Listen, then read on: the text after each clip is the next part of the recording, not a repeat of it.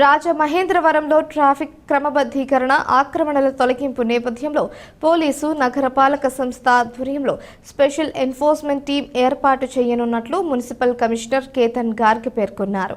నగరపాలక సంస్థ అధికారులు, పోలీసులు అధికారులతో కలిసి నగరంలోని వివిధ ప్రాంతాల్లో పర్యటించడం జరిగింది.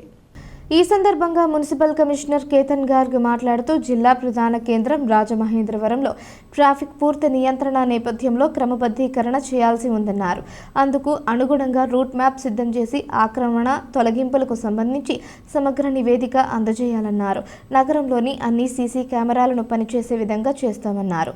2027లో రానున్న గోదావరి పుష్కరాలను దృష్టిలో పెట్టుకుని యాక్షన్ ప్లాన్ రూపొందించారని తెలిపారు. పట్టణ ప్రణాళిక విభాగం ఆమోదించిన ప్లాన్ను అనుసరించి నిర్మాణాలు ఉండాలని, రహదారుల ఆక్రమణ చేసి చేపట్టిన నిర్మాణాలను తొలగించాలని పేర్కొన్నారు. ఆటోలకు, వాహనాలకు నిర్దేశించిన ప్రాంతాల్లోనే పార్కింగ్ చేయాలని పేర్కొన్నారు. నిబంధనలు ఉల్లంఘించే వారిపై కేసులు నమోదు చేసి అపరాధ రుసుం వసూలు చేస్తామన్నారు.